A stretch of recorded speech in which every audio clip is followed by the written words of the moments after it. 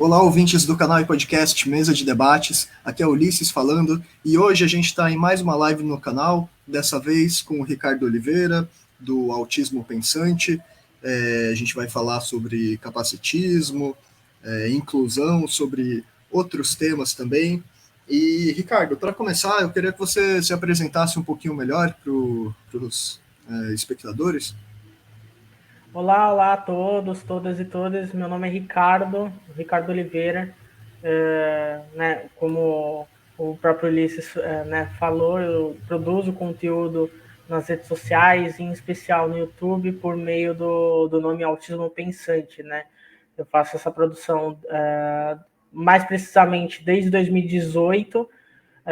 Mas se levar em conta tudo, eu tenho muito mais tempo, né, produção de conteúdo, mais focado em espectro autista e deficiência dentro do paradigma do modelo social da deficiência e do materialismo histórico dialético desde 2018, né? Então faço essa produção tentando unir esses universos. Entendi.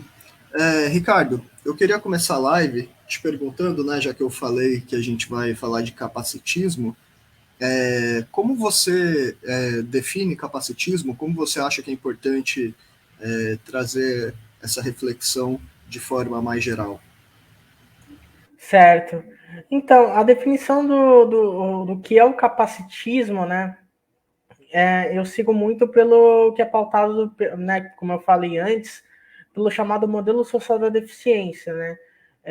Que é basicamente é, trazer o problema da pessoa que é pessoa com deficiência não pela lesão, né? Não pelo indivíduo, né? Como defende, por exemplo, o modelo biomédico, mas sim definir a deficiência pelas barreiras sociais que existem na sociedade, ou seja, na interação do indivíduo com o meio, o entorno né, o contexto social que essa pessoa vive, que causa, né, essas inúmeras barreiras. Então, existem, por exemplo, né, a barreira atitudinal, a famosa barreira arquitetônica, né, muito por conta de quem é pessoa cadeirante, né, das rampas, né, a barreira comunicacional, informacional, sensorial, né, no caso do espectro autista. Então, essa é a definição, né, de quem segue o modelo social da deficiência acaba se pautando. E, inclusive, o modelo social da deficiência surgiu com essa linha marxista, né, a chamada primeira geração dos ativistas, né, pela deficiência, né, dos militantes, dos teóricos pela deficiência, se pautavam muito pela questão de classe, né, de questionar o sistema capitalista, né. Então, na parte intrínseca da coisa, né, o modelo social da deficiência também é uma forma de questionamento do sistema, né. Legal. Ricardo, aliás, capacitismo não é legal, né? Mas, Ricardo, eu queria agora aprofundar um pouquinho mais essa discussão do capacitismo, comparando ele com algumas outras opressões, né, que você achar interessante, porque eu, particularmente, e muitas pessoas, costumamos dividir os problemas dos explorados no capitalismo entre explorados e oprimidos, né? Não sei se você concorda especificamente com essa divisão, mas dentre os oprimidos teria aí a questão das pessoas racializadas, né, que sofrem racismo, das mulheres, vítimas do machismo, do patriarcado, dos LGBTQIAP+, enfim. E o capacitismo acaba sendo uma discussão que, por alguma razão, né, ficou muito ignorada por muito tempo. A gente ainda tem a luta manicomial, por exemplo, antimanicomial, aliás, no Brasil, em vários lugares do mundo, com força, mas ainda assim essa luta não resume exatamente o problema das pessoas com deficiência, né? Então, por isso é importante falar do capacitismo, mas também acho que é importante falar da psicofobia, da própria eugenia, que vai além da eugenia racial, da cor da pele, tem a lógica manicomial, enfim. Eu acho que existe ainda uma série de opressões a serem melhor entendidas nesse conjunto de capacitismo, psicofobia, eugenia, lógica manicomial. Você tem alguma ponderação assim para dividir melhor essas opressões? Se você quiser, eu te mando escrito aqui no chat, inclusive, para você não se esquecer, mas pode ser uma impressão mais geral também, como você lida com o problema das opressões, enfim. Certo. Né, pegando, né, essa união entre modelo social da deficiência e materialismo histórico dialético, que na verdade, né, como falei, não são temas muito separados, né, de certa forma, assim, as diferentes opressões, elas são um sintoma, né, não a causa, né. Óbvio, assim, com certeza, as opressões em relação a identidades marginalizadas já existiam antes do sistema capitalista, antes né, do século XVI, XVII, enfim. Mas, com certeza, várias dessas opressões ou surgiram com o sistema capitalista ou foram bastante intensificadas. Por exemplo, a própria questão de gênero, né, e sexualidade, né, no modo como a gente, né, hegemonicamente trata hoje, surgiu pelo capitalismo, né, essa diferenciação entre o que é o ser homem, o que é o ser mulher, né, também se pauta muito pelas questões dos signos masculinos, os signos femininos, né, aquele clássico, né, a frase da Maris Alves, né, menino veste azul, menina veste rosa, basicamente essa síntese, né, esse resumo de como o sistema capitalista impõe esse definidor, né, você, por exemplo, nascer com uma genital de determinada forma, você ser lida ou lide de determinada maneira, né? Então, né, só falando de gênero e sexualidade, com outras identidades marginalizadas, isso também se aplica, a própria questão racial. O Brasil é um país que dentro da infraestrutura do sistema capitalista foi pautada pelo uso de mão de obra escravizada, né, principalmente em relação à diáspora africana, né? Então, e com a questão da deficiência não é diferente. A questão é, como eu falei antes, tudo isso é um sintoma, né, de uma ferramenta ainda maior, né, que é a questão desse pensamento eugenista. O sistema capitalista sempre foi eugenista, por quê? Porque ele precisa que determinados corpos sejam adoecidos e enquanto outros sejam, de certa forma, entre muitas aspas, fortalecidos para a continuidade da produtividade. Por exemplo,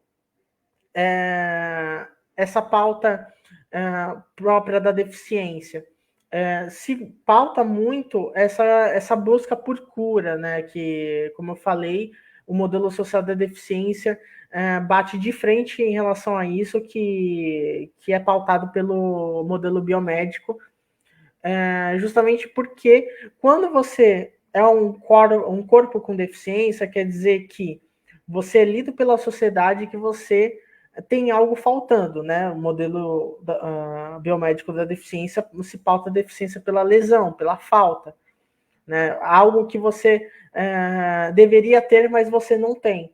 Então, se busca a todo momento, né, dentro do campo da deficiência, essa cura da deficiência. Então, pegando um exemplo mais simples, né, uma pessoa cadeirante voltar a andar, né, ao invés de, por exemplo, como aponta o modelo social da deficiência, ao invés de você acessar, tornar um ambiente mais acessível, ou seja, fazer com que essas barreiras sociais diminuam para a pessoa não precisar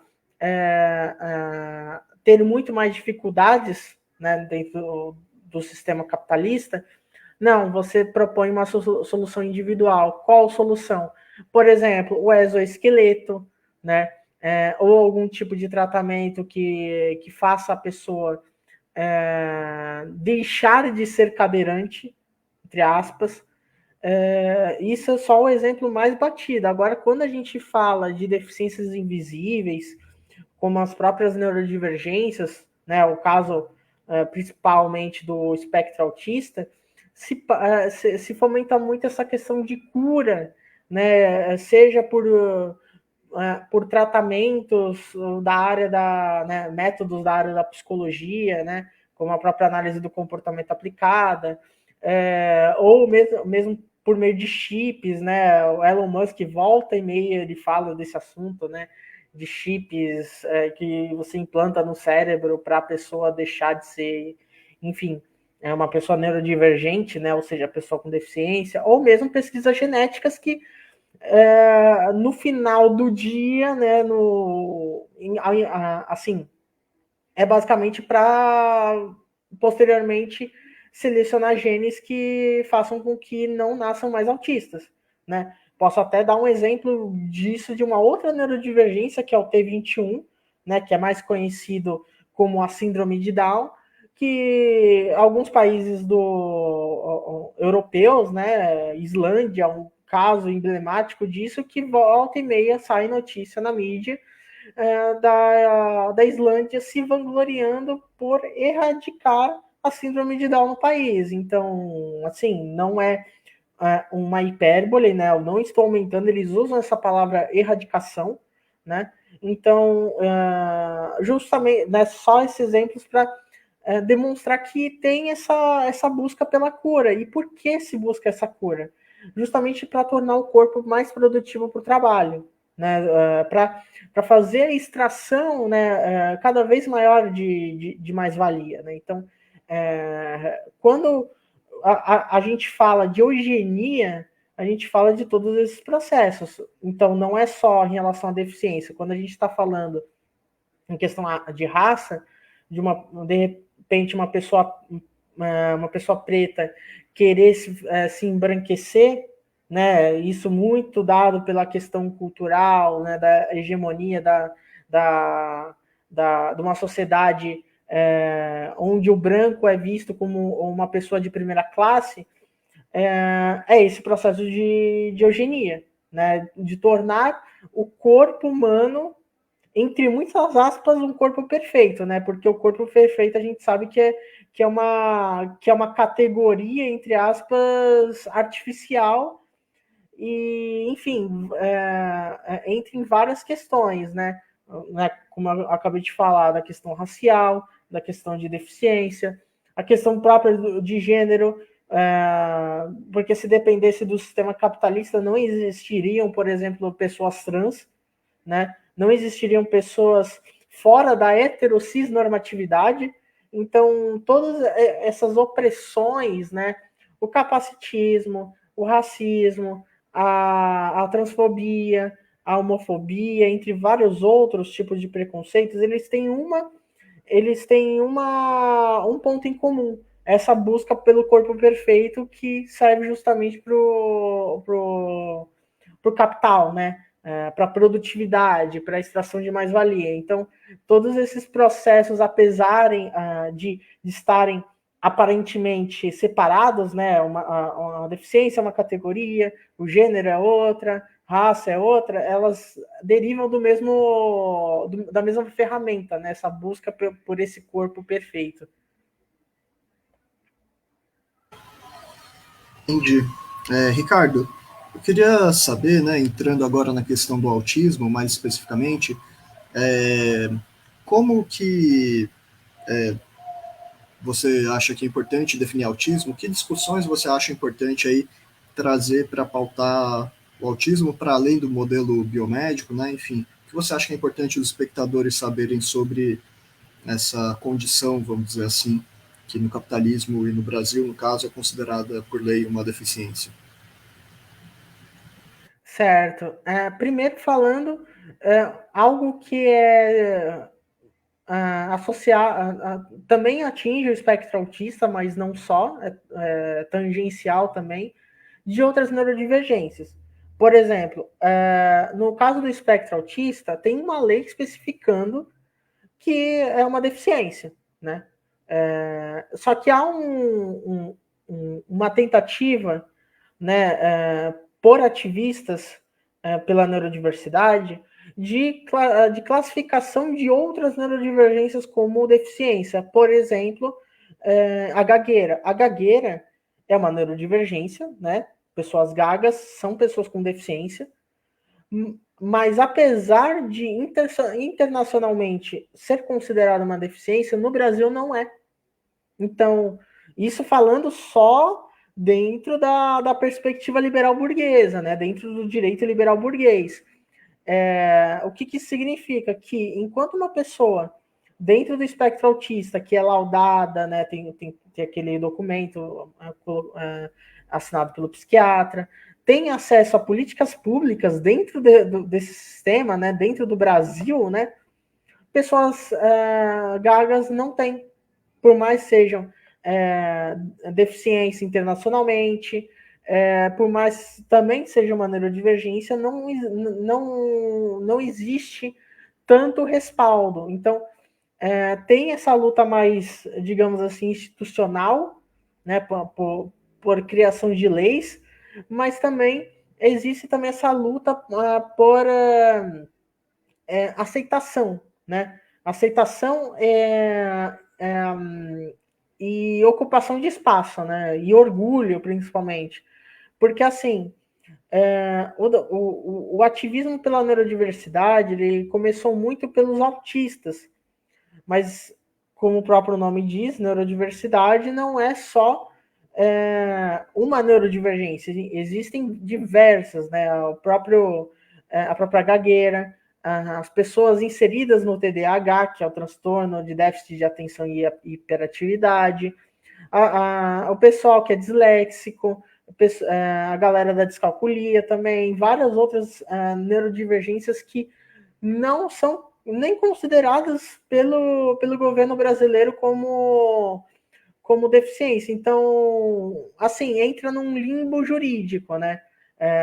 Se pautar principalmente a Convenção dos Direitos das Pessoas com Deficiência, que o Brasil é signatário, ou seja, tem caráter constitucional no caso, ela, né, que é a sigla CDPD, se pautasse por isso e pela lei ordinária, né, que é a Lei Brasileira de Inclusão, a LBI, daria para classificar, mas não está na letra da lei, né, igual o espectro autista. Então começa por aí. Né?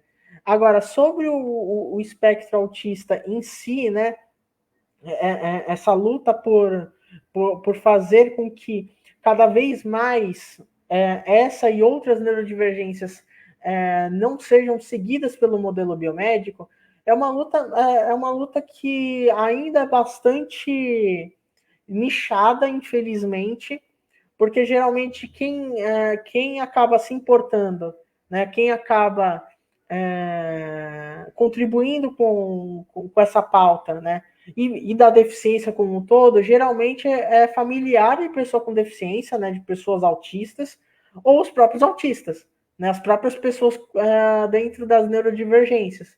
Então, ainda é uma luta bem marginal, isso mesmo se levar em conta outras lutas de identidade, como a própria de sexualidade, a de raça e de gênero, né?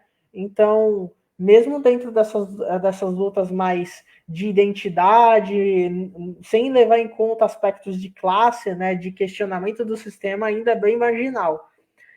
Agora, sobre, mais precisamente, essa luta contra a hegemonia do modelo biomédico é uma luta muito difícil, primeiro, porque o sistema, né, a forma que o Brasil ele define a deficiência, mesmo que na lei, né, siga o modelo social da deficiência, na prática, para acesso de políticas públicas, né, ainda falando, né, da questão liberal da coisa, a gente ainda precisa do laudo. né? A gente ainda precisa seguir, por exemplo, o Código Internacional de Doenças, né, do caso do espectro autista, que já é uma aberração por si só, né, porque não faz sentido, ao mesmo tempo, ter uma lei, né, que fale sobre o modelo social da deficiência e, ao mesmo tempo, para acesso de políticas públicas, uma pessoa autista precisar de um laudo.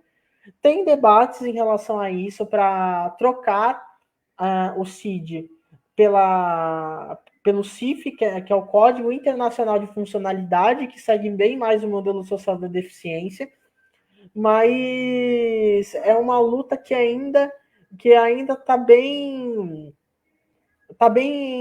embrionária, infelizmente, porque a gente enfrenta né, interesses hegemônicos, né? Primeiro, a própria classe médica, né? Que, no caso,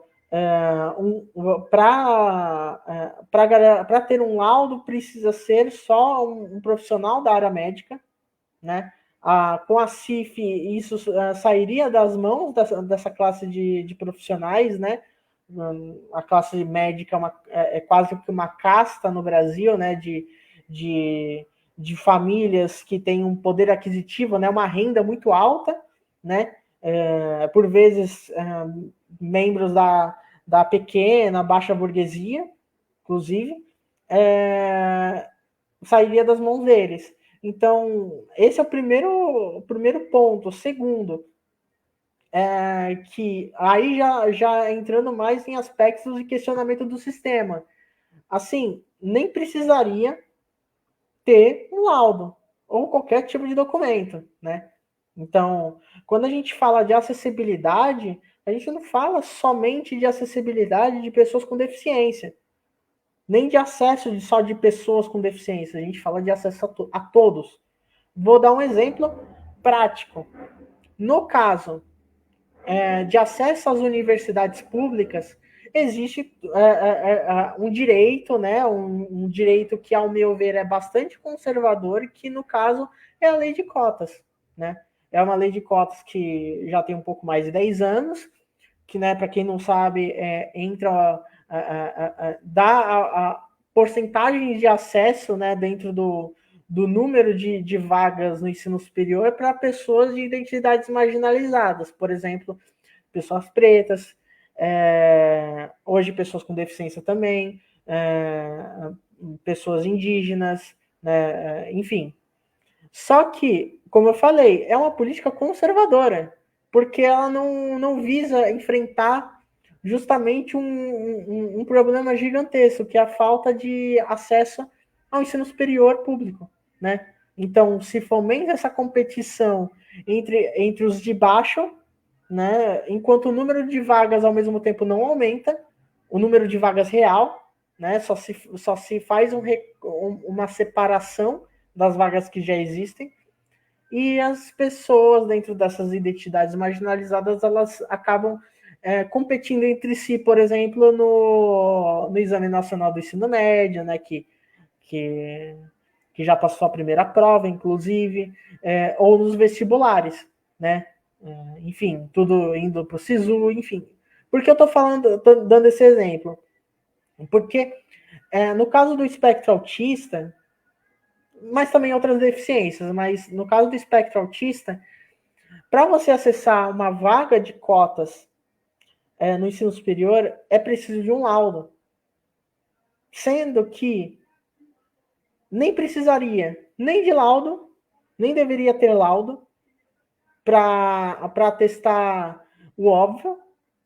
E segundo, que nem precisaria de laudo, porque na prática todo mundo deveria ter acesso a uma educação superior universal, gratuita e de qualidade, que entraria na questão das vagas de cotas, né? Então, só dando esse exemplo, né, de como, mesmo dentro do direito liberal burguês, a gente enfrenta muita falta de acesso, várias políticas públicas que, na sua criação, poderiam até ser chamadas de progressistas, né, de liberais, progressistas, hoje são usados como uma espécie de argumento para manter as coisas como estão, né? Então, em vez de falar, por exemplo, de aumento de número de universidades, né, por consequência, aumento de número de vagas na universidade pública, dar acesso a quem não consegue acessar a universidade por meios físicos, né, como o uso de tecnologias da informação, né? Eu sou um caso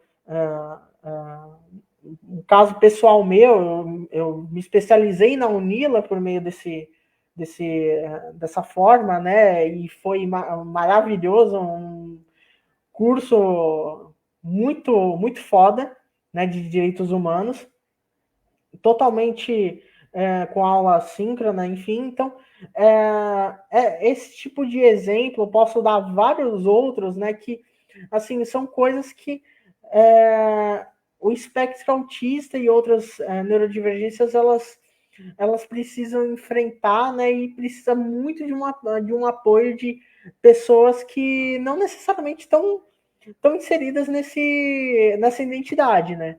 Então, pouquíssimo se fala sobre deficiência, pouquíssimo ainda se fala sobre neurodivergência, como o espectro autista, e quando muito se fala, geralmente é pautada pela direita, né? Então, figuras como Mara Gabrilli, Andrea Werner, né? Andrea Werner é mais específico para a pauta do espectro autista, são exemplos de pessoas mais ligadas à direita que estão pautando o debate a nível institucional, e quando a gente sai do campo da institucionalidade, geralmente a gente vê só a gente defendendo o modelo biomédico, né? O exemplo que eu dei no caso da análise do comportamento aplicada, que eu sou um ferrenho crítico a esse modo, a esse tipo de intervenção, né?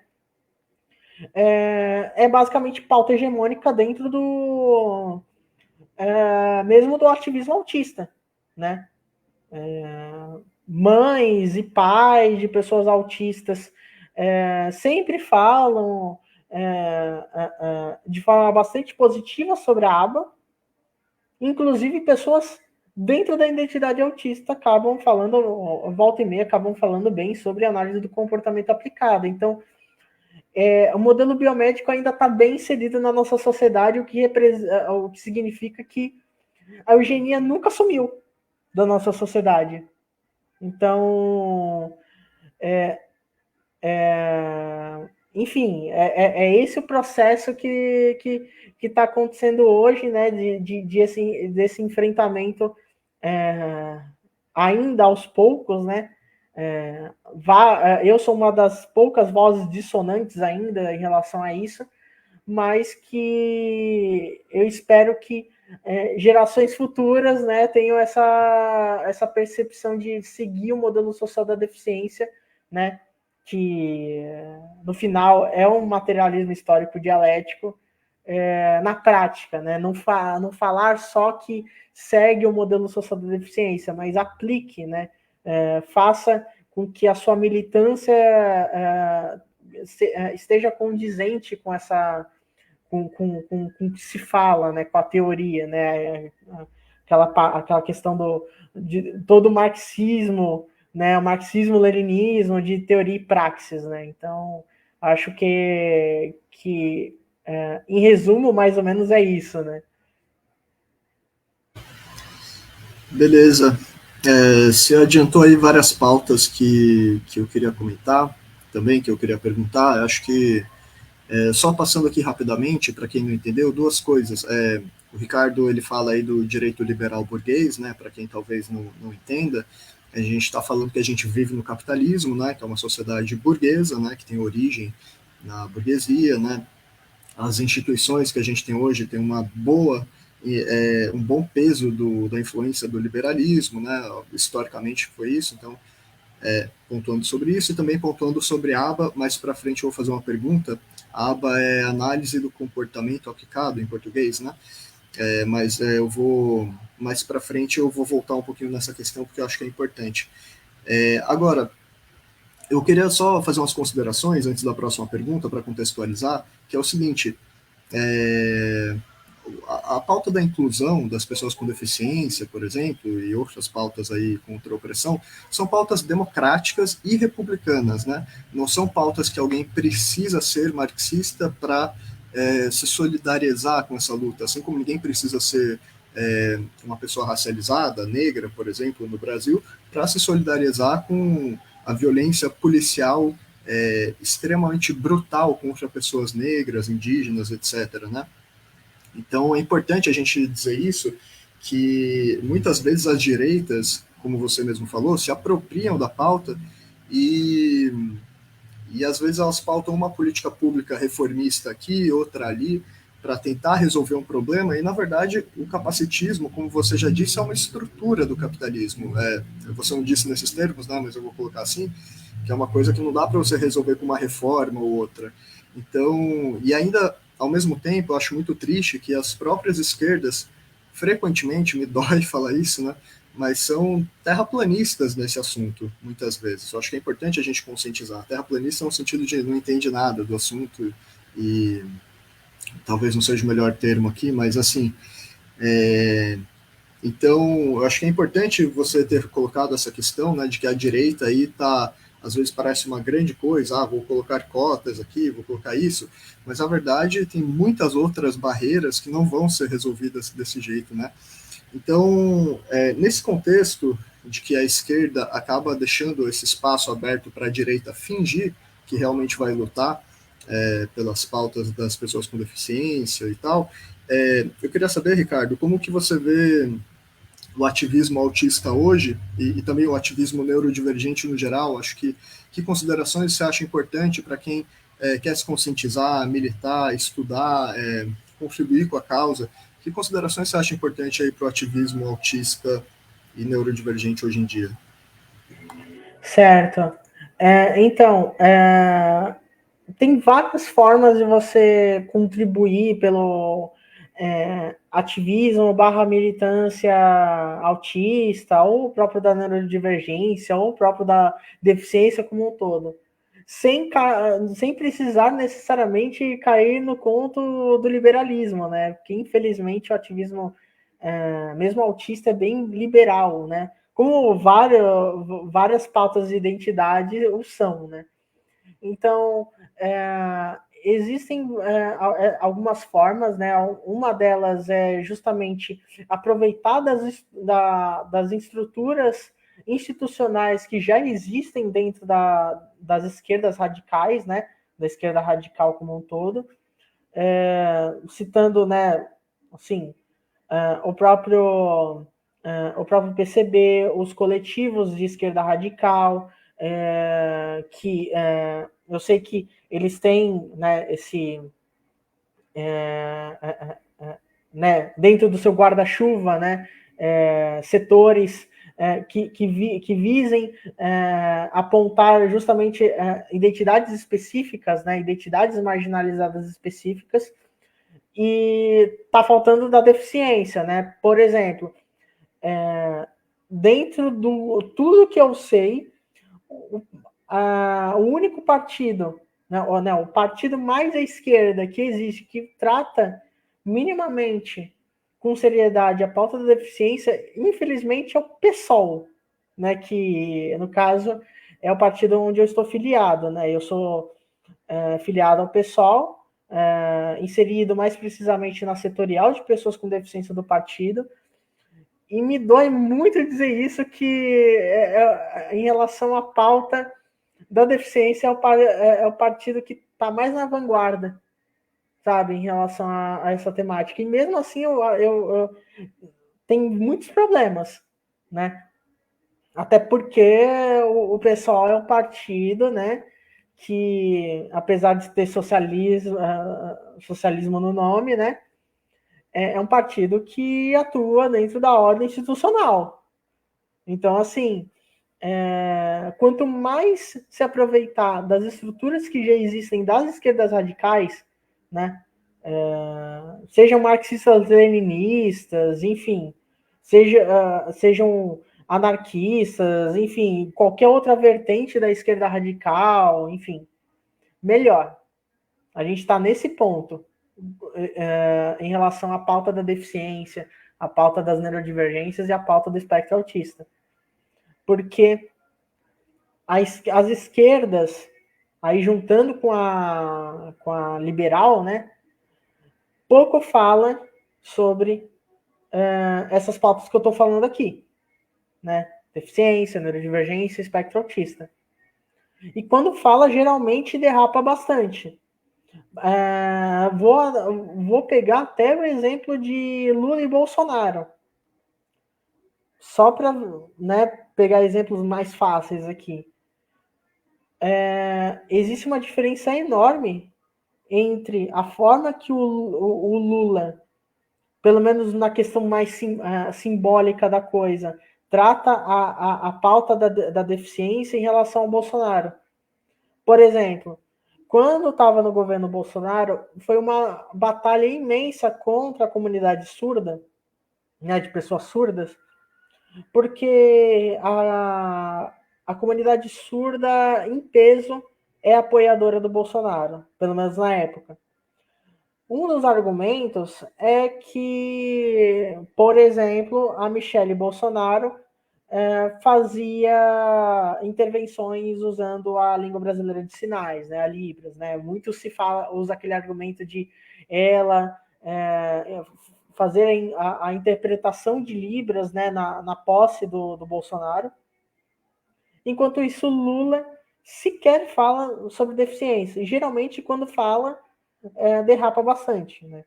Isso só para falar né, da linha mais liberal da coisa. Agora, quando a gente entra na questão de esquerda radical, primeiro, não é nem falado sobre deficiência e nem se derrapa, porque como vai derrapar se nem fala?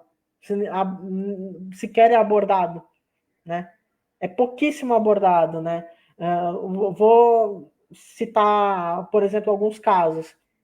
Elia Jabbour, ele é autista. A maioria sequer sabe que ele é autista. Eu não sabia que ele era autista. Como eu soube? Justamente por um vídeo onde ele estava falando sobre o desempenho dele naquele debate que ele teve com a Renata Barreto lá no podcast, né, que, enfim, ele basicamente destruiu a Renata Barreto. Ele estava lá explicando sobre o seu desempenho e, por acaso, no meio do vídeo, de coisa de 15 segundos no máximo, ele menciona o fato dele ser autista. Entende? Então, como uma pessoa que é um dos expoentes, né, atualmente, em relação à esquerda radical no Brasil, que produz em algum grau, né, em algum nível, conteúdo para a internet, não aborda sobre o espectro autista. Então, só dando um exemplo. Outro exemplo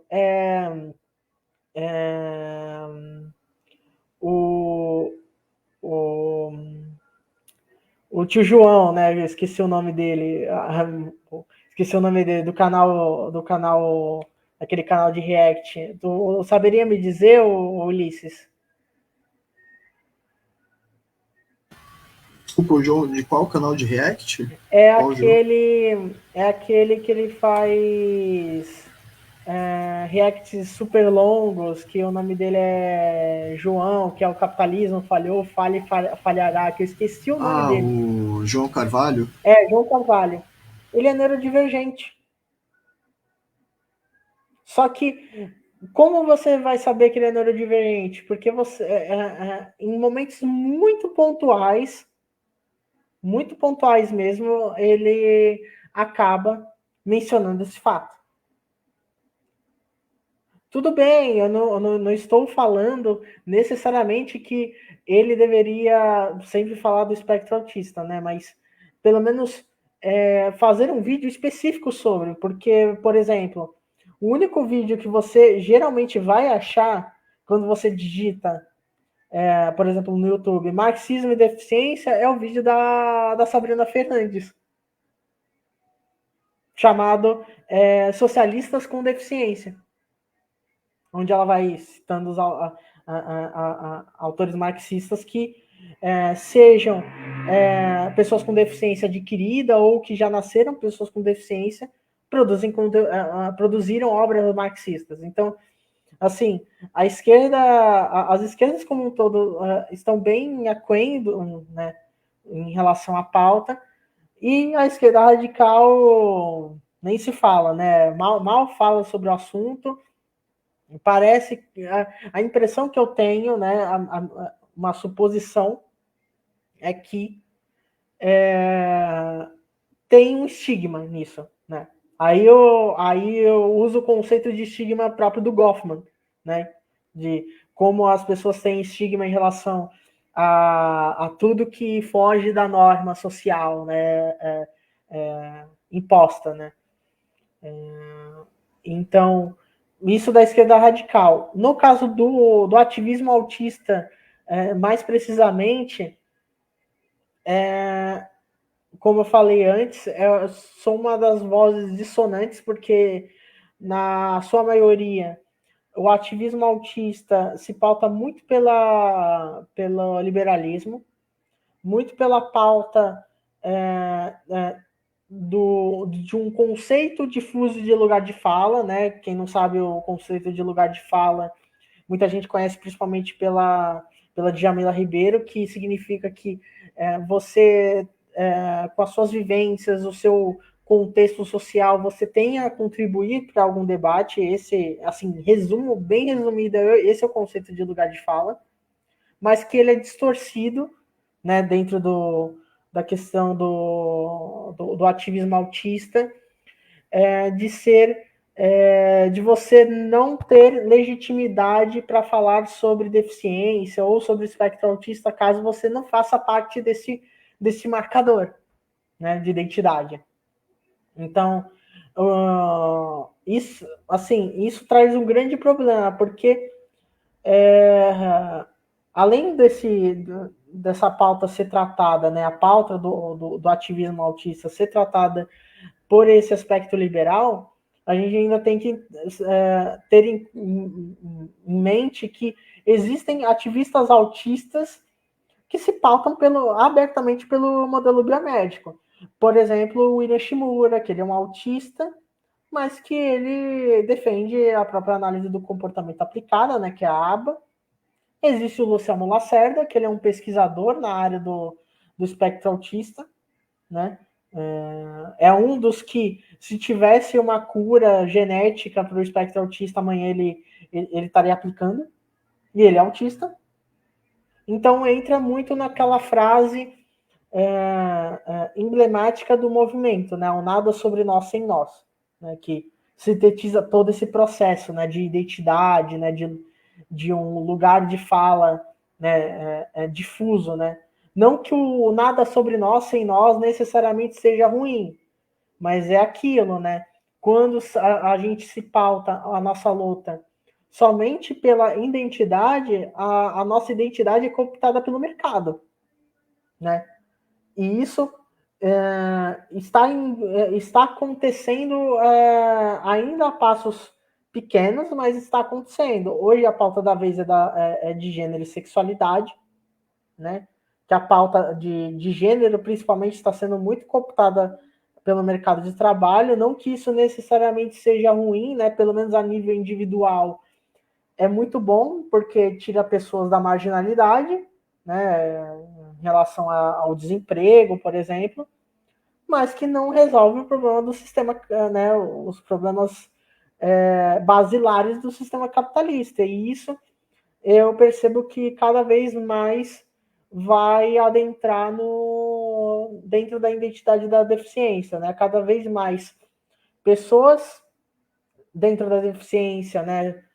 Principalmente o espectro autista, vão galgar posições de poder, não necessariamente só dentro de empresas, mas dentro de associações, dentro de gabinetes de políticos, né? E fomentar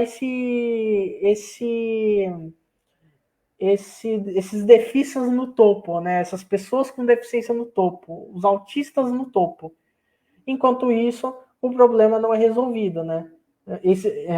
Incluindo esses exemplos que eu dei antes, né? Do acesso ao ensino superior, do acesso ao mercado de trabalho. Então, se fomenta cada vez mais, né? Vai se fomentando cada vez mais esse individualismo, né?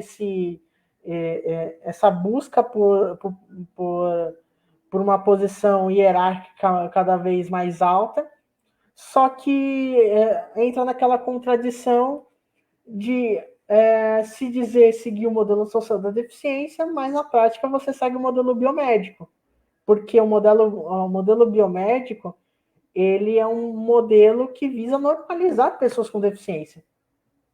E querendo ou não, o modelo biomédico ele é um modelo neoliberal, porque ele joga a culpa da deficiência no indivíduo. Tudo é um indivíduo, o indivíduo que tem que se normalizar.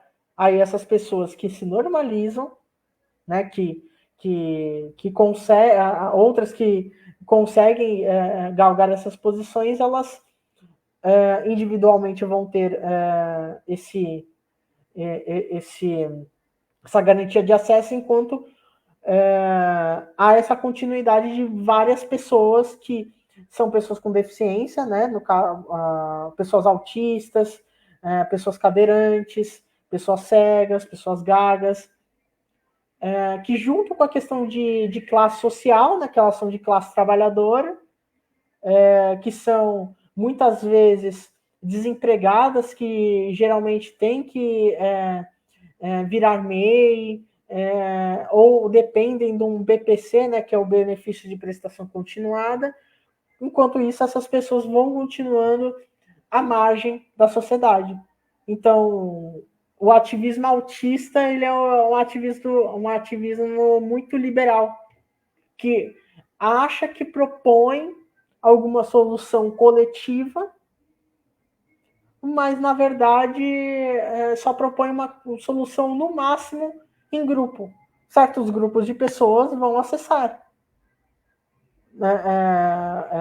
lugares que antes não eram acessados. Quais pessoas? Pessoas com deficiência de poder aquisitivo maior, pessoas com deficiência, inclusive pessoas autistas que se normalizaram, fazem o mascaramento, ou seja, performam como se fossem pessoas não autistas, né? O que a gente chama de neurotípico, né?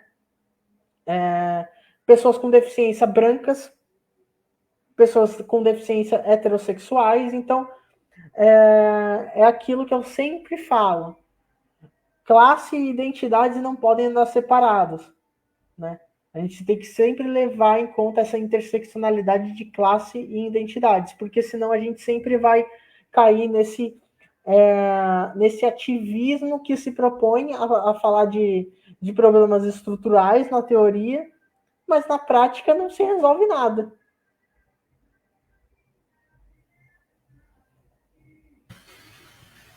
Pois você colocou várias questões bem importantes, até acho que adiantando perguntas que eu ia fazer também. Eu queria só comentar antes que realmente, né, essa lógica neoliberal com que a discussão está sendo pautada acaba trazendo noções como deficiências no topo, né?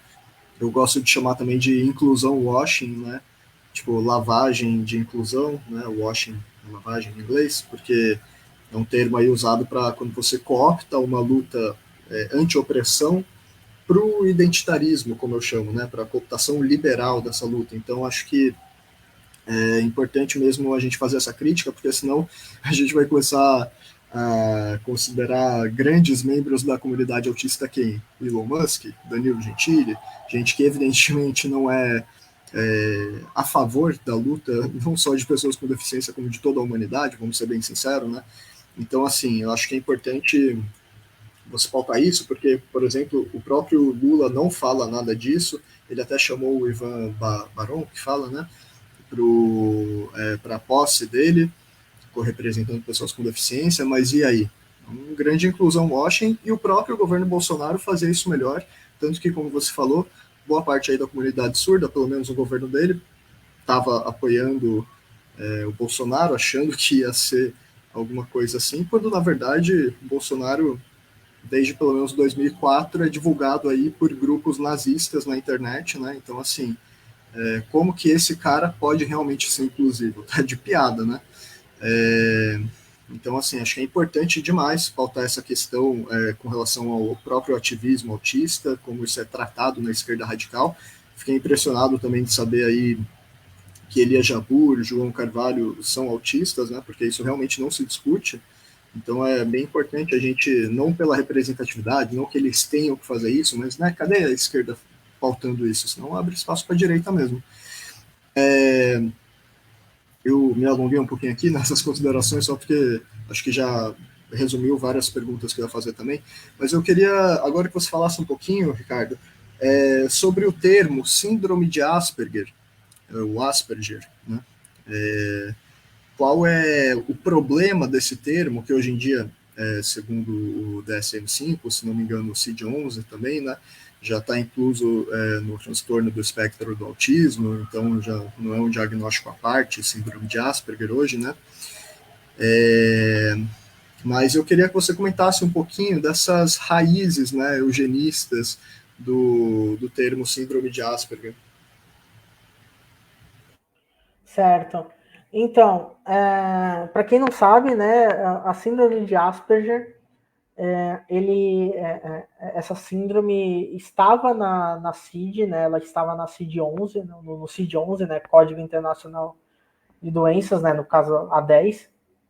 Quando chegou a 11, foi trocado, foi tirado esse termo, porque antes, só para quem não entende muito sobre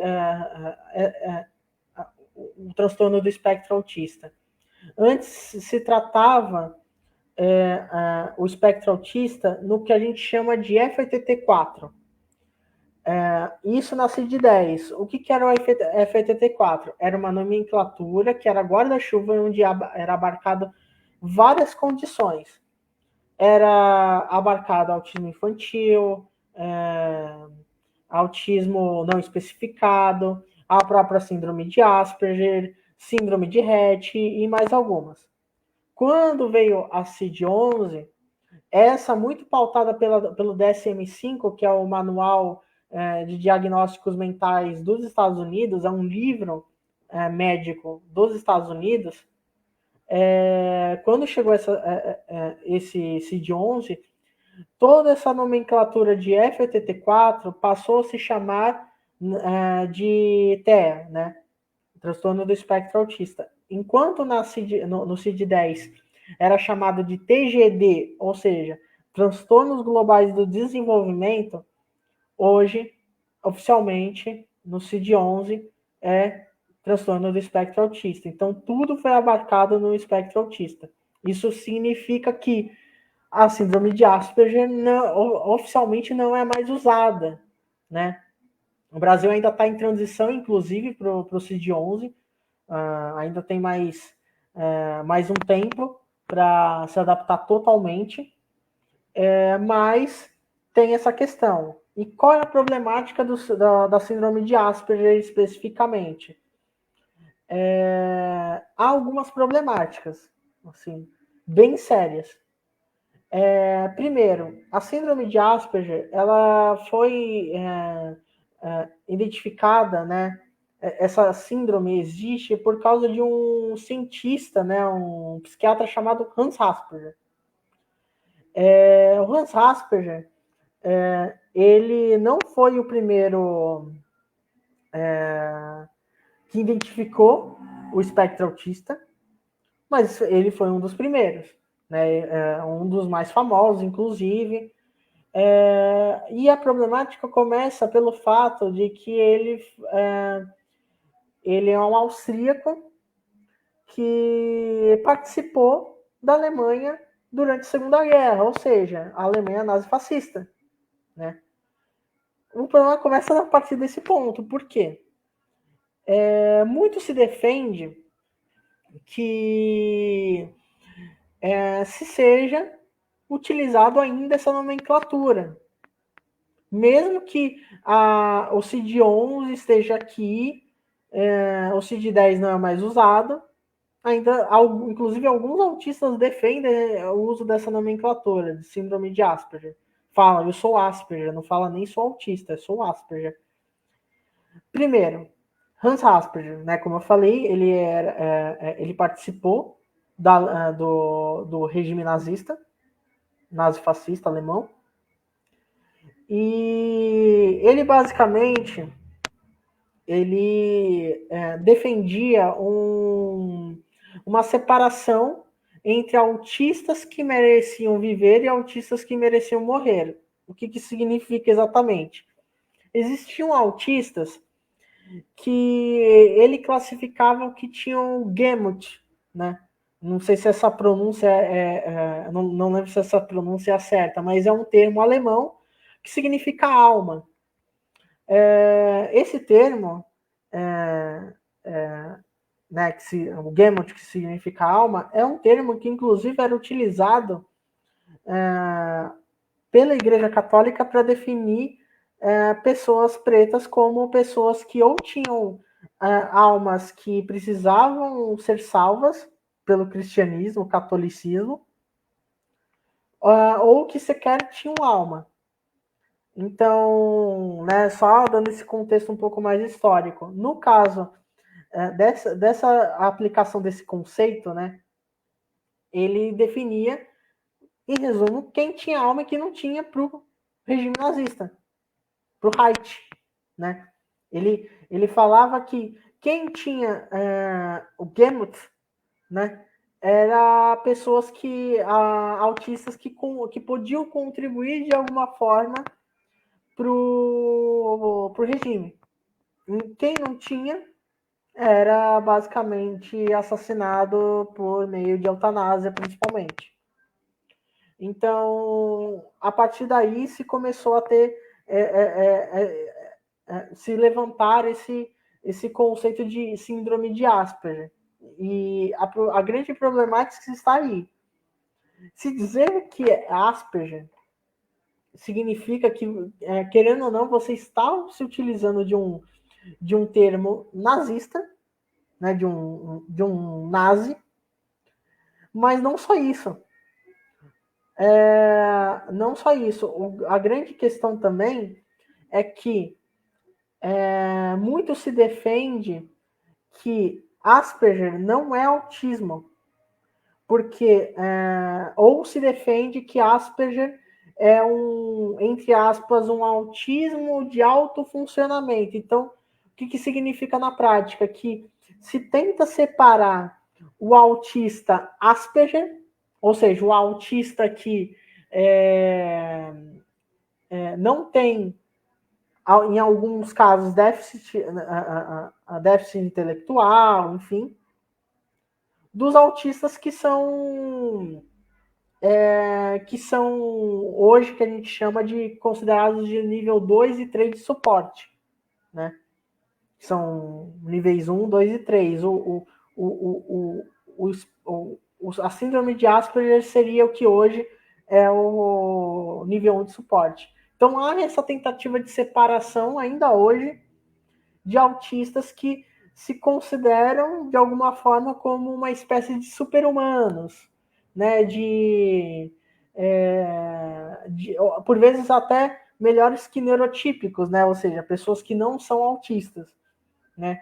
Então há essa separação, né?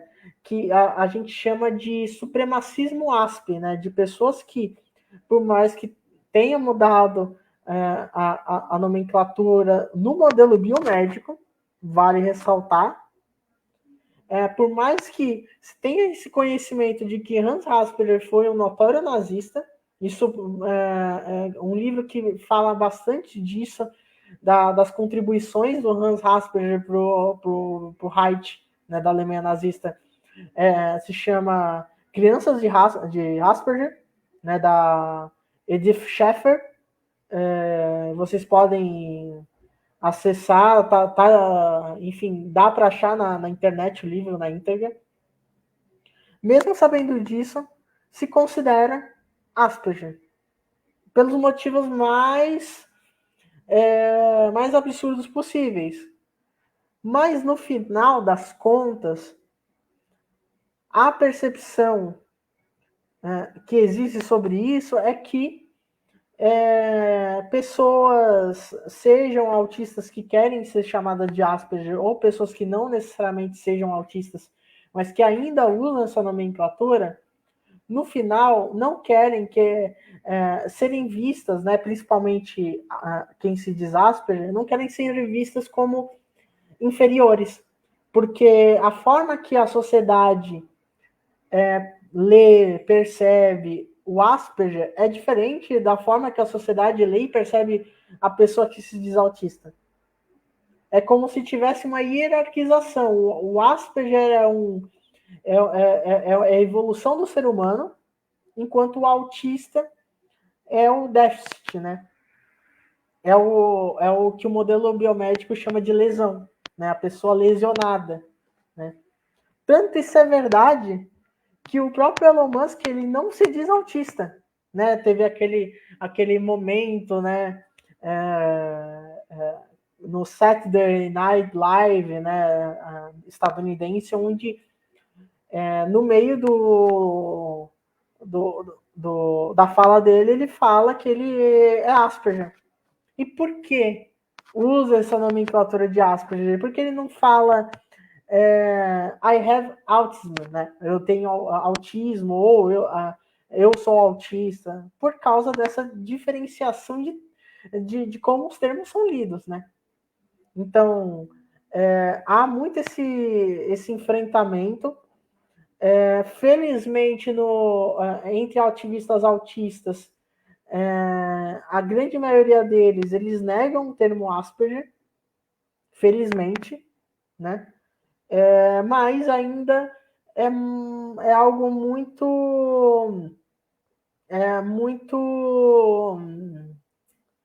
que a gente ainda precisa avançar muito nesse debate de termos, assim, porque na verdade não são só termos, né?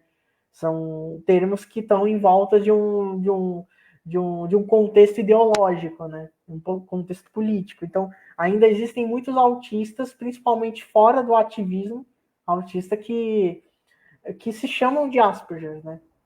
Então, tem toda essa contextualização histórica, né, do Hans Asperger ser um nazista, e que, na verdade, é só um dos pontos históricos de como essa busca, né, pelo corpo perfeito existe, né? Enquanto no espectro autista se nega a palavra autismo, espectro autista, porque é lido como uma deficiência. A síndrome de Asperger, entre aspas, por mais que seja considerada uma deficiência, ela é lida pela sociedade, por algumas pessoas, pelo menos, como pessoas que são mais inteligentes, por vezes são pessoas que têm um QI superior à média das pessoas. Então, entra num debate muito mais profundo sobre eugenia, sobre né, pensamento eugenista, de corpos que valem a pena viver e corpos que não valem a pena viver, né, que aí entra num debate muito maior sobre deficiência, né? Então, em resumo, né, tentar sintetizar as coisas é bem difícil, né, mas em resumo é isso, né? É esse o panorama que a gente tem no momento em relação a esse embate entre síndrome de Asperger e espectro autista, né? Tanto que você, quem tá vendo isso agora, percebe que eu não falo transtorno do espectro autista, justamente por causa desse meu enfrentamento simbólico, né, nesse caso, de evitar falar a palavra transtorno, porque transtorno é patologizante, né? Então, são várias questões, né, vários elementos específicos de luta, né? Seja no campo né, da linguagem, ou seja no campo mais mais de organização, né, política. Muito bom. Só uma pontuação bem rápida antes de ir para a próxima pergunta, para não ficar confuso esse ponto. Especificamente o Hans Asperger, o psiquiatra que a gente comentou aqui, ele não era do partido nazista, mas ele obviamente colaborou com os ideais nazistas, com a eugenia que estava sendo praticada, né? E é aquilo, né? Os conservadores que no fim, o Hindenburg que colocou Hitler no poder, no fim, né? Então, no fim, os nazistas eles chegaram ao poder com uma aliança bem ampla, né? Então, não vou Sim. nem citar como pode acontecer no caso brasileiro, mas só para pontuar, caso alguém aí queira comentar isso, mas só para ficar mais claro. Sim, isso Ricardo. Uma pontuação em relação a esse ponto específico. No caso, o Hans Asperger ele não participava, né, como você falou, do partido, mas, assim como vários outros notórios nazistas, não precisava necessariamente estar filiado ao partido nazifascista de Hitler, né? Então, ele, assim como vários outros, né, não necessariamente faziam parte do partido, mas contribuíam ativamente, né, para a construção desse Reich, né? Então, Sim, sim. Eu queria só pontuar isso, né? Porque antes que alguém queira colocar essa questão, né? Mas, Ricardo, vou encaminhar aqui. Você resumiu várias perguntas, mas acho que uma das últimas aqui principais eu vou fazer um contexto aqui que é o seguinte: tem uma série de problemas sociais de pessoas autistas que elas sofrem nessa sociedade capacitista, que mesmo boa parte da comunidade médica, dos profissionais da saúde no geral, não conhecem, né? E isso atrapalha muito a busca por diagnóstico adequado, né? E o diagnóstico, por mais que tenha várias limitações, reformista, cota, por exemplo, é uma coisa reformista, mas ainda assim é uma tentativa, né, do ativismo de tentar conseguir alguns direitos básicos, né, dentro dessa barbárie capitalista que a gente vive. E só para ilustrar aqui, não vou entrar em muitos detalhes, mas o desemprego, acho que você falou, inclusive, né, o desemprego entre pessoas do espectro autista, né, do autistas é enorme, tem altíssimas taxas de depressão e suicídio, tem diversas comorbidades, vamos falar entre aspas, né, porque esse termo faz parecer que autismo é uma morbidade, é uma coisa, é uma doença em si, é uma coisa que mata em si, né, mas então, por exemplo, o que chamam de comorbidade, não sei se tem uma palavra melhor, a pessoa é autista e TDAH ao mesmo tempo, que é uma combinação super comum, né, de autistas também serem TDAH. E o contrário também é verdade, mas uma proporção menor, né, vamos dizer assim. Mas, então tem a comorbidade, o que traz outros transtornos, né, vamos dizer assim, mesmo sendo um conceito problemático, como você pontuou, né, mas enfim, traz outras dificuldades sociais para a vida dessa pessoa. Tem a questão do masking, né, de mascarar, de muitos autistas, principalmente mulheres, mascararem uma série de sintomas e aí terem uma dificuldade gigantesca ao longo da vida, né, para várias tarefas, às vezes, extremamente básicas. Tem a questão do burnout autístico. Muitos autistas são LGBTs, né, então sofrem essa opressão diretamente.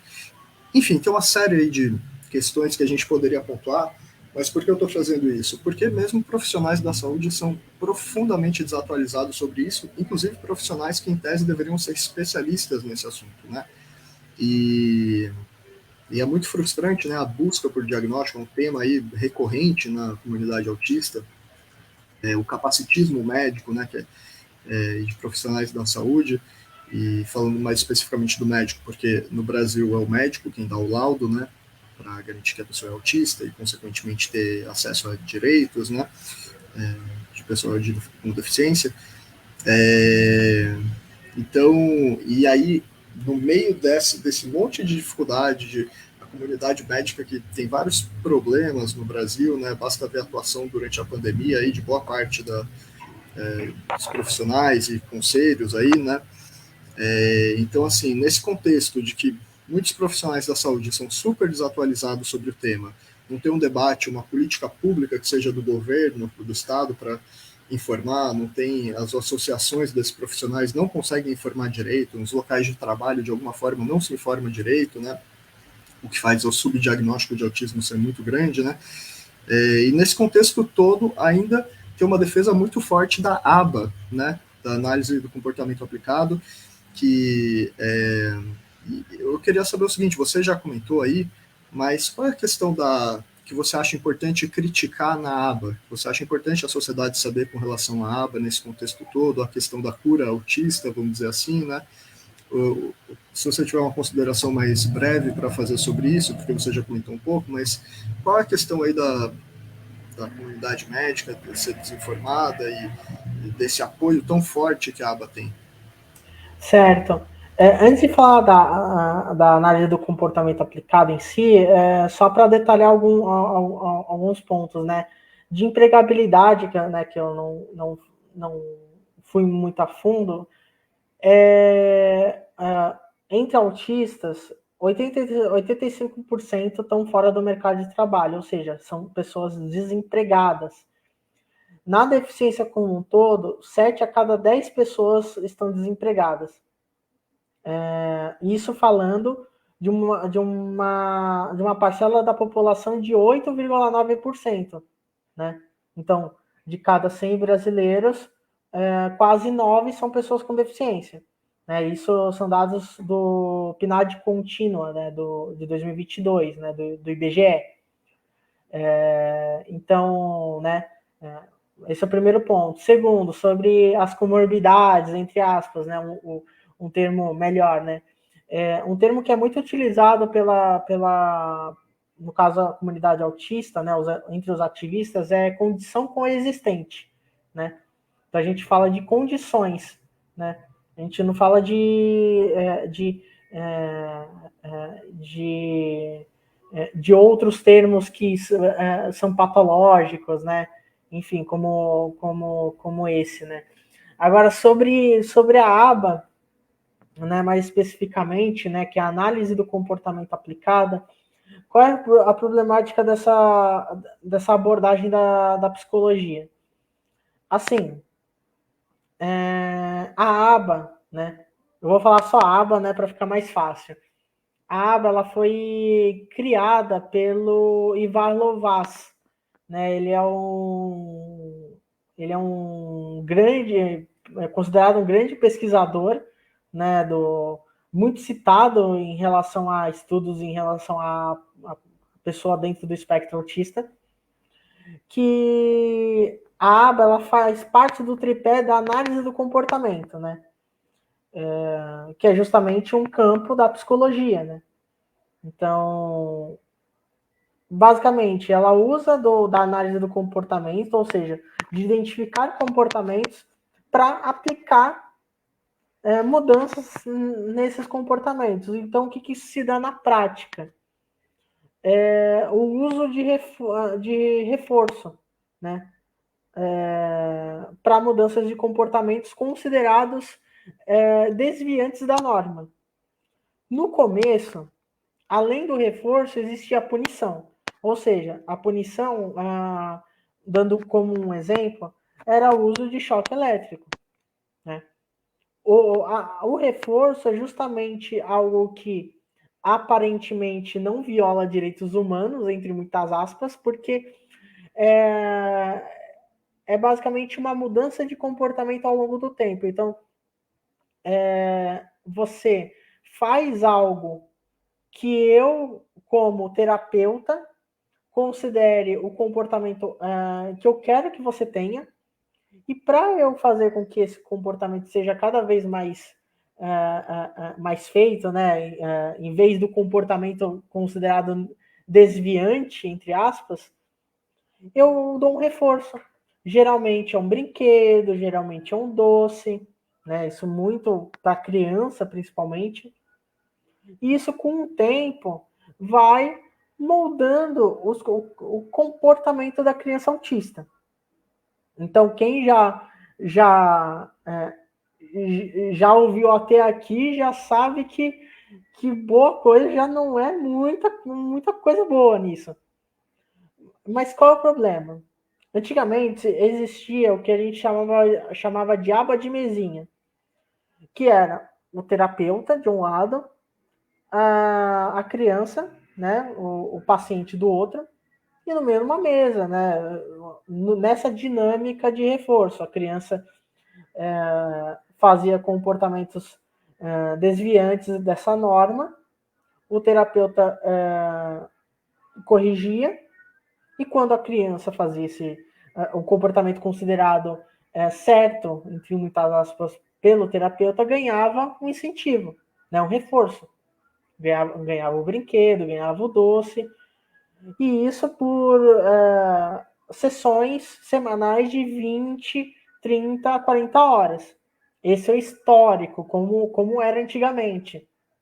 Hoje, se fala muito de nomes como aba humanizada, aba naturalista, método Denver, que, em resumo, o que significa? Ao invés do aba de mesinha, de ter a criança, a mesinha e o terapeuta, é o terapeuta com a criança, só que em vez da mesinha, né, os dois sentados, é usando o ambiente, né?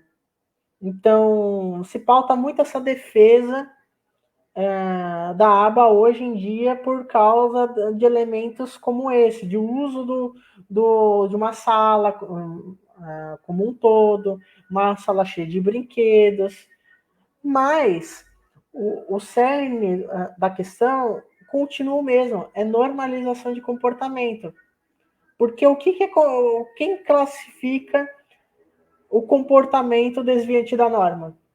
O comportamento considerado normal, entre aspas, e anormal, entre aspas, são conceitos que não brotam no chão, né?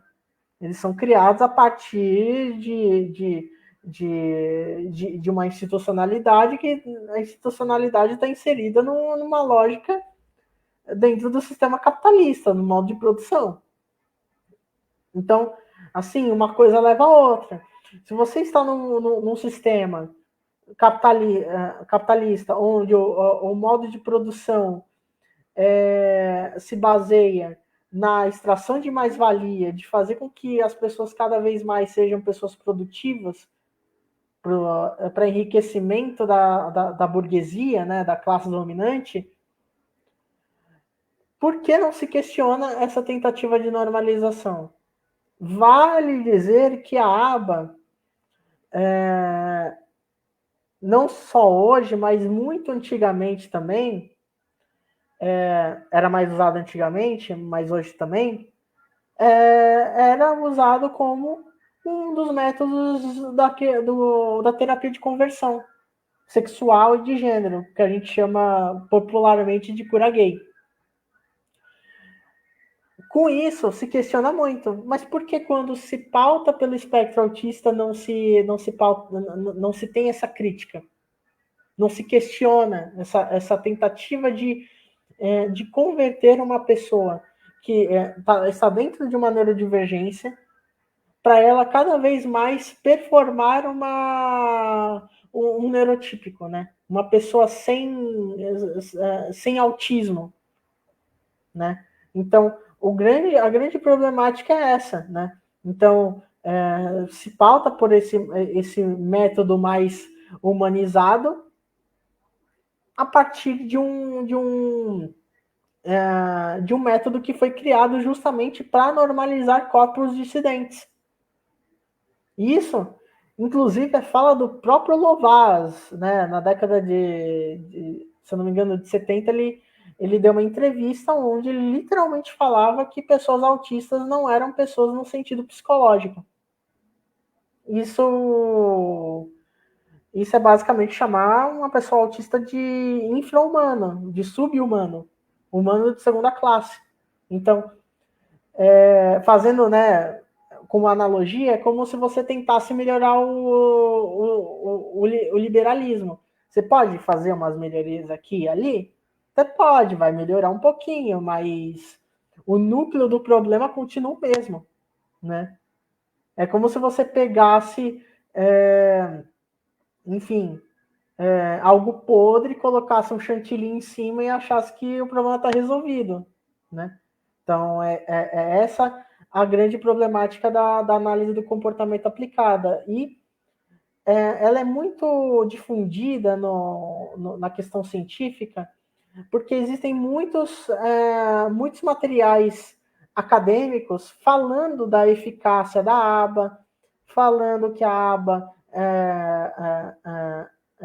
promove a autonomia da pessoa autista, só que já se descobriu de uns tempos para cá que isso, primeiro, numa meta-análise, que a aba tem pouca ou nenhuma eficácia, e, além disso, que a aba, né, em outros artigos, outros estudos acadêmicos, científicos, de que ela promove um aumento de taxa de autoextermínio, um aumento de transtorno de estresse pós-traumático, entre outras questões que violam, mesmo dentro da democracia institucional burguesa, dentro da legislação, fere os direitos humanos.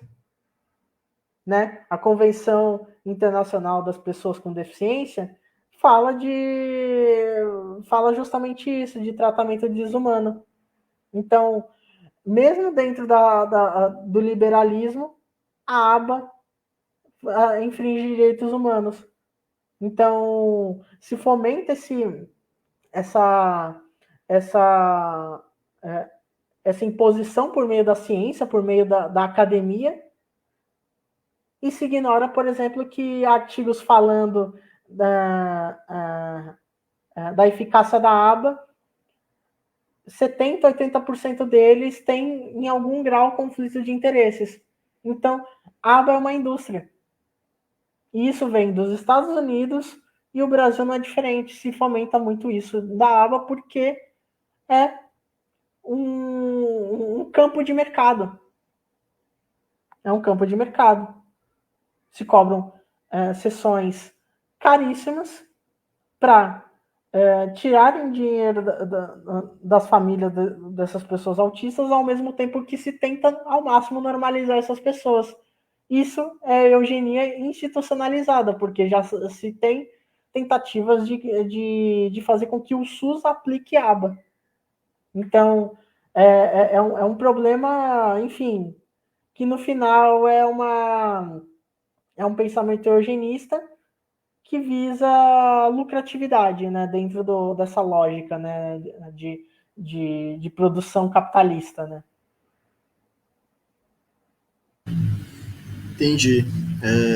Essa discussão aí sobre aba pega fogo, né? Essa discussão aí é pesada.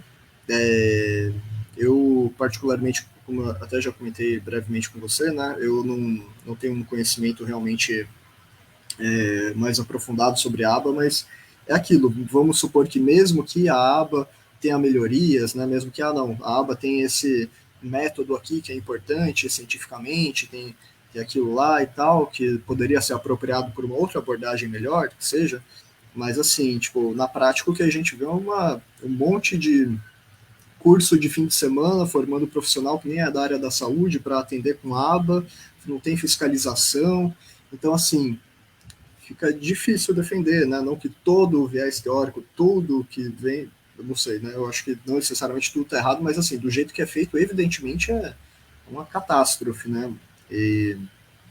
Mas, enfim, eu coloquei essa questão porque está sempre aí em pauta na comunidade autista, né? Mas assim, Ricardo, agora encaminhando para a última questão aqui, você que se coloca como marxista, né? Eu acho que você já deixou claro aí que não dá para simplesmente colocar cota aqui, fazer uma reforma aqui, colocar um chantilly em cima de um lixo aí para o lixo ser comestível, vamos dizer assim, né? Eu queria saber, primeiro, eu vou fazer uma consideração aí, né, que muitos marxistas hoje em dia, infelizmente, acabam não reivindicando coisas como a socialização do trabalho doméstico na União Soviética, no começo da Revolução Russa, União Soviética, né? Eu acho que é uma pauta que é muito importante para a questão das mulheres, principalmente, né? Embora todo mundo esteja sujeito ao trabalho doméstico, mas a gente sabe que, na maioria dos casos, são mulheres que acabam tendo que fazer mais trabalho doméstico nessa sociedade, por condições materiais mesmo, né? De falta de inclusão no mercado de trabalho, até questões de tradução, etc. O que é um absurdo, inclusive, né? Acho que a gente, no começo da União Soviética, os grandes marxistas, né, pautavam com muita força socializar o trabalho doméstico, os trabalhos de cuidados com pessoas com deficiência, com idosos. Quer dizer, eu estou trazendo pessoas com deficiência e idosos para o dia de hoje, né, mas os trabalhos de cuidados, né, dentro de casa, para criar família, para uma pessoa que está inválida, para não sei o quê, também os trabalhos de reprodução, né, enfim. E os trabalhos domésticos mesmo, de cozinhar todo dia, né? No final, o capitalismo ele privatizou dentro de cada família a produção de alimentos, a produção de tem que lavar a roupa aqui, né? Tem que fazer tantas atividades. Isso gera uma série de trabalho para as pessoas que impede elas de conseguirem ter um trabalho, vamos dizer, mais produtivo, talvez, não sei se é o melhor termo, impede as pessoas de conseguirem se emancipar economicamente, de conseguirem ter uma visão de mundo melhor, de conseguirem lutar, inclusive. Então, acho que é muito triste, muitas vezes hoje em dia, o marxismo não pautar a prioridade de, por exemplo, na União Soviética, dizer que foram construídos refeitórios comunitários, lavanderias comunitárias, creches comunitárias, como parte das medidas para libertar as mulheres, né, da prisão que é a família no capitalismo, né, muitas vezes. E tem essa privatização da família, não é um julgamento moral de quem tem família aqui que eu estou fazendo, né, uma análise social das coisas, né, uma discussão bem importante, eu acho, mas essa discussão, por que eu trouxe ela? Porque ela é muito pautada, é mais pautada pelo feminismo, né, por vertentes mais à esquerda do feminismo, mas eu acho que é essencial para pessoas com deficiência, para pessoas que não têm muita autonomia, e no fim, mesmo uma pessoa totalmente funcional, por que essa pessoa deveria se preocupar em produzir alimento numa sociedade com tanta mão de obra para produzir alimento, com tanta logística, com tanta produtividade, né? Eu acho que é uma coisa que, enfim, não faz o menor sentido e acho que a gente tem que começar a pautar com força. Eu, particularmente, desculpa aí já fazer essa longa fala aqui, mas eu acho que é uma questão que fica muito de lado muitas vezes e eu acho que ela tem muito a contribuir com a pauta das pessoas com deficiência. Então eu queria saber, né, para encerrar, se você quiser comentar sobre isso também, mas qual é o caminho para resolver o capacitismo e o capitalismo, né? Já que acho que já deu para entender que você não acredita que o capacitismo vai ser resolvido no capitalismo. Quais são os limites das reformas? Enfim, é, qual é, quais são as melhores formas que você vê, Ricardo, de conduzir a luta anticapitalista nesse contexto? Olha, a resposta curta é revolução proletária, né? Procedimento padrão, né? Mas agora a resposta mais detalhada, né? Começar, né? As pessoas com deficiência ou pessoas que não necessariamente são pessoas com deficiência se organizarem, né? E proporem a pauta da deficiência, né? Junto com outras pautas, né? Porque a deficiência, né? Como outras identidades marginalizadas, são constituintes de grupos específicos da classe trabalhadora, né? Porque uma pessoa autista faz parte da classe trabalhadora. Uma pessoa neurodivergente, ou seja, TDAH, T21, uma pessoa disléxica, ou mesmo uma pessoa com outra deficiência, faz parte da classe trabalhadora, né? Então, o primeiro ponto, né, é se organizar,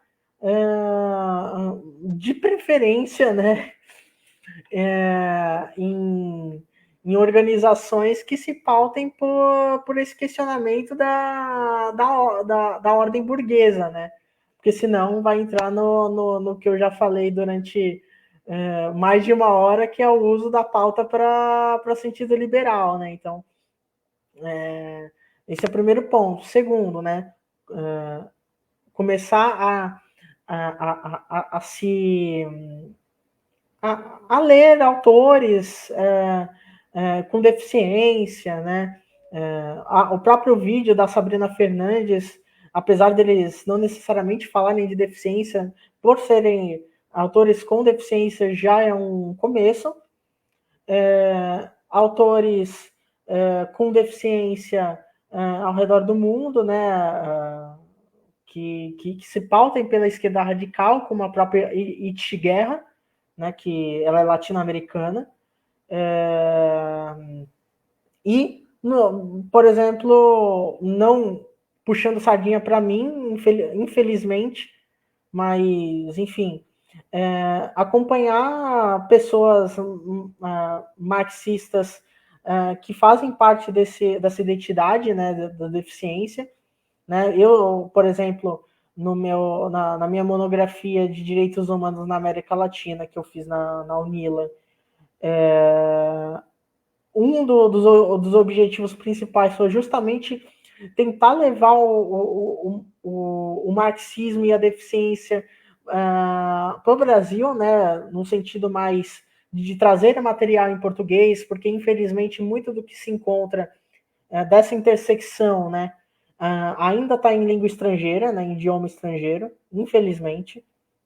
Então, tem esse ponto também de começar, da pessoa começar a estudar o que pessoas marxistas que fazem parte da deficiência, ou pessoas da esquerda radical como um todo, que fazem parte da deficiência, estão falando, né? Porque elas geralmente costumam fazer essa interseccionalidade, né?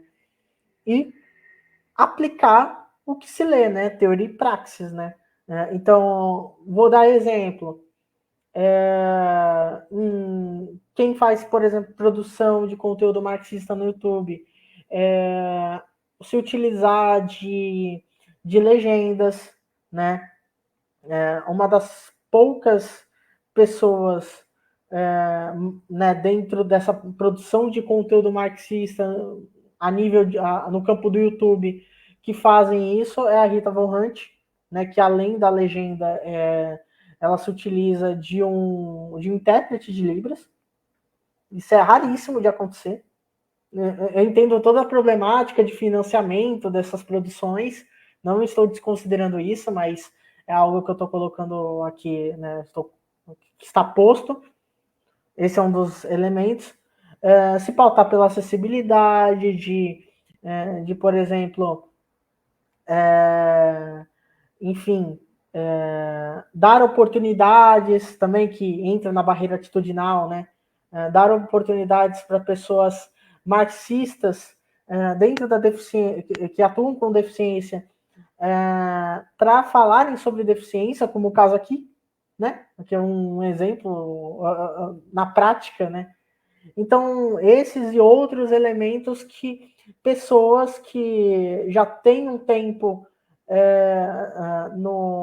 em organizações marxistas ou marxistas-leninistas, né? Tanto isso quanto pessoas que ainda estão em vias de entrar dentro da, né, de entrar, estarem inseridas na esquerda radical, podem fazer, né? Porque quanto mais pessoas, melhor.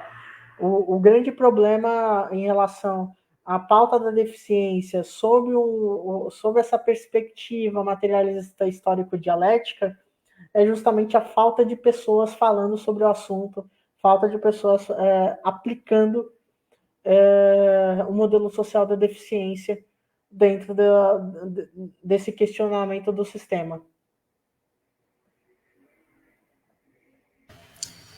Beleza, obrigado, Ricardo. Antes de encaminhar para o fim aqui, eu queria só ver se você tem alguma consideração final aí para fazer, se quiser também apresentar melhor o seu trabalho, onde as pessoas podem te achar na internet e tal. Fica à vontade. Certo. Né, uma última consideração, né, só reforçando. Falem de deficiência. Pessoas marxistas, anarquistas, marxistas-leninistas, trotskistas, enfim, todos da esquerda radical, por favor, de verdade, porque realmente é complicado. Falem de deficiência, estudem sobre deficiência, estudem autores com deficiência, estudem autores que tentam interseccionalizar em algum grau o materialismo histórico dialético, ou seja, o questionamento do sistema vigente com o modelo social da deficiência, né, com a pauta da deficiência. Né? Leiam, estudem, apliquem. E eu só tenho a agradecer, né, a oportunidade, Ulisses, né, de estar fazendo essa fala aqui, né, de mais de uma hora. Infelizmente, poder de síntese é um negócio complicado, né, mas a gente tenta. E para quem quiser saber mais do trabalho que eu faço, ó, né, nas redes sociais, né, em outros campos, é só em todas as redes, seja YouTube, seja Twitter, Instagram e Facebook, é só digitar Autismo Pensante. Então, youtube.com/barra Autismo Pensante, instagram.com/barra Autismo Pensante, e assim vai indo. Só digitar Autismo Pensante tudo junto que vocês acham. Fechou. Muito obrigado, Ricardo. Antes de encerrar aqui, queria agradecer a todo mundo que assistiu, pedir para quem puder, quiser colaborar também com o canal, para a gente tentar melhorar a produção de conteúdo, etc. Tem o nosso Pix, 38500-70-280. A gente tem outra forma de financiamento, para quem quiser também, que chama Padrim, né? Padrim com M no final, .com.br/podcast Mesa de Debates. Muito obrigado de novo, Ricardo, e até a próxima.